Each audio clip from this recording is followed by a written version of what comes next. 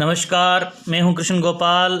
आज की क्लास में अपन देखेंगे माध्यमिक शिक्षा बोर्ड जो हिंदी पुस्तक क्षितिज है उसमें अध्याय नंबर 2 का तुलसीदास का लक्ष्मण परशुराम संवाद जो कि रामचरितमानस के बालकांड से लिया गया है, जिसके 3 पदों की अपन व्याख्या पहले वाले वीडियो में कर चुके हैं और कठिन जो शब्द है उनके अर्थ भी अपन वीडियो में बता चुका हूं। यदि आपने पिछले वाले वीडियो नहीं देखे तो आप डिस्क्रिप्शन में जाके लिंक पे क्लिक करके वीडियो देख सकते हैं। तो आज हम चौथे पद की व्याख्या करने जा रहे हैं। इस वीडियो के माध्यम से जो क्लास है वो चौथे पद की व्याख्या है, सप्रसंग व्याख्या।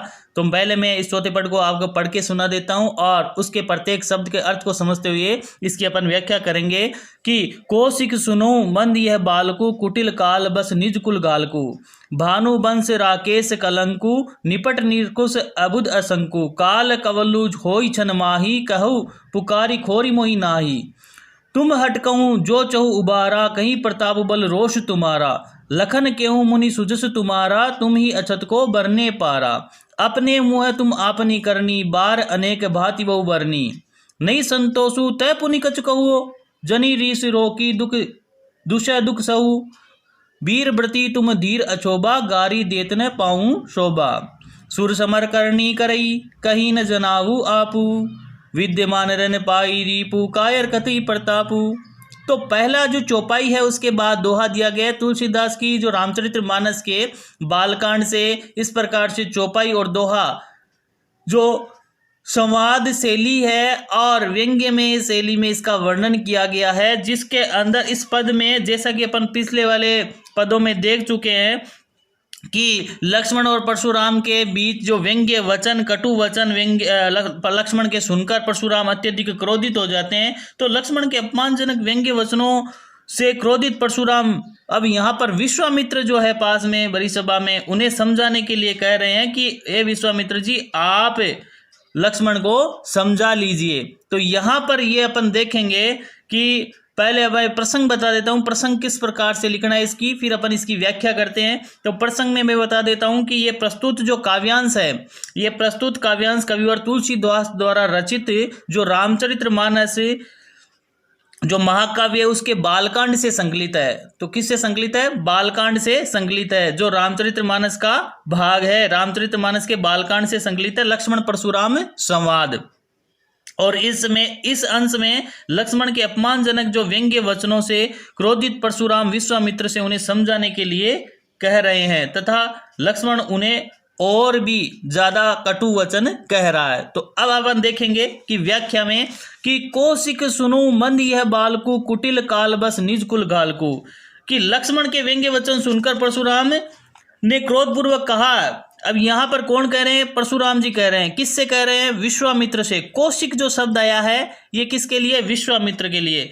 तो यह कौशिक है विश्वामित्र की। हे विश्वामित्र कौशिक सुनो, हे विश्वामित्र सुनिए, मंद यह बालकु, यह बालक बड़ा ही मंद बुद्धि है, अर्थात कुबुद्धि और कुटिल है। कुटिल काल बस, कुटिल है, ये कुबुद्धि है, ये काल के वश होकर अपने कुल का घातक बन रहा है।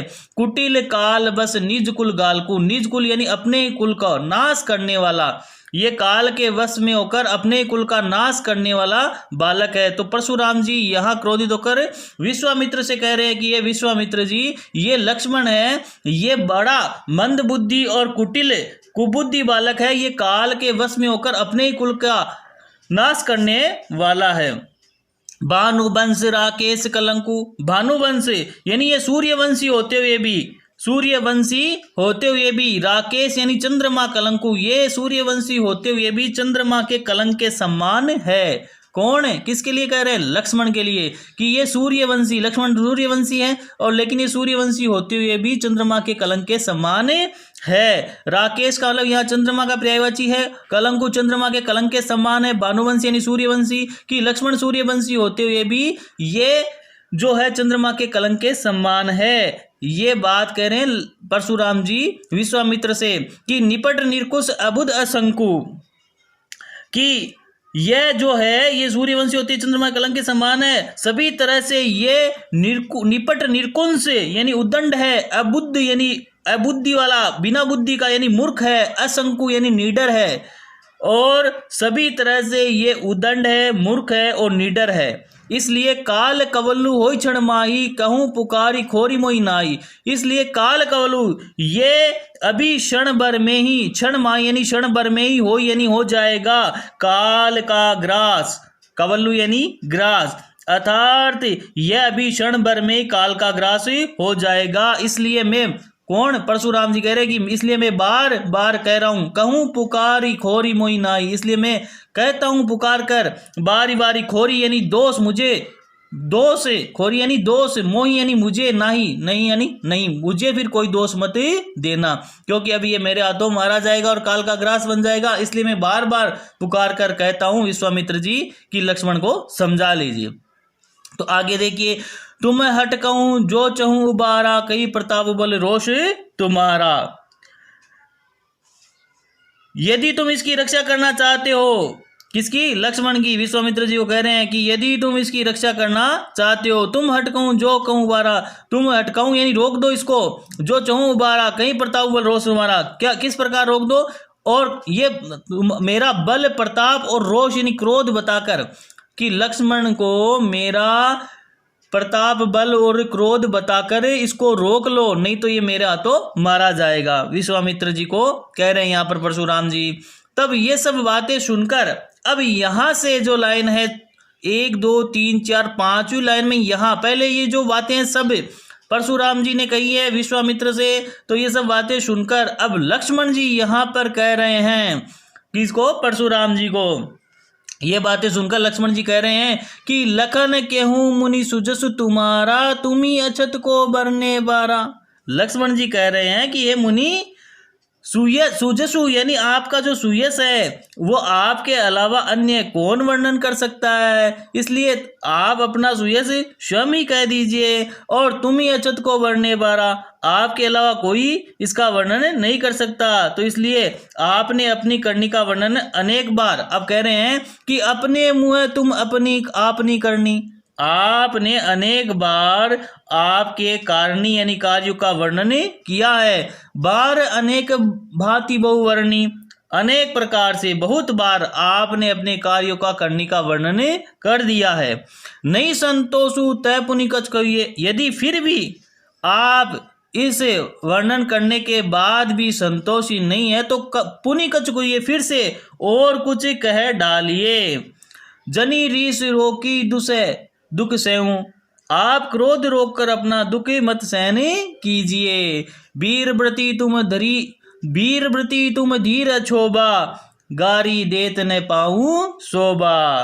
तो हे परशुराम जी, आप तो वीरता का व्रत, वीर व्रती यानी वीरता का व्रत धारण करने वाले, धीर शोभा धारण करने वाले, और आपको ये अशोभा शोभा नहीं देता है धारण करने वाले, धैर्यवान और क्रोध रहित हो, इसलिए क्या शोभा नहीं देता है, गारी देत न पाऊं शोभा, आपको गाली देते हुए शोभा नहीं पाते हो। इसलिए आप तो फिर से वर्णन कर लीजिए अपनी करनी का, यदि कुछ बाकी रह गया है तो सुर समर करनी करई, कहीं न जनाऊ आपू, विद्यमान रन पाई रिपु, कायर कथई प्रतापू।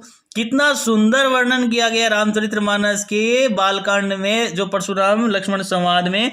यहाँ पर लक्ष्मण के व्यंग्यपूर्ण कटु वचन देखिए कैसे सुनकर परशुराम जी और क्रोधित होते हैं, और लक्ष्मण जी कहते हैं कि सूर समर करनी करई, कहीं न जनाऊ आपू। सूरवीर तो युद्ध में सूरवीरता का कार्य करते हैं, सूर समर करनी करई, सूरवीर जो होते हैं युद्ध क्षेत्र में करनी करई और सूरवीरता कार्य करते हैं, कहीं न जनाऊ आपू, अपनी नहीं जनाते हैं, अर्थात सूरवीर अपने मुंह से अपनी प्रशंसा नहीं करते हैं, जैसा कि आप कर रहे हैं। किसको कह रहे हैं, परशुराम जी को। कौन कह रहे हैं, लक्ष्मण। और विद्यमान रन पाई रिपु, कायर कथई प्रतापू।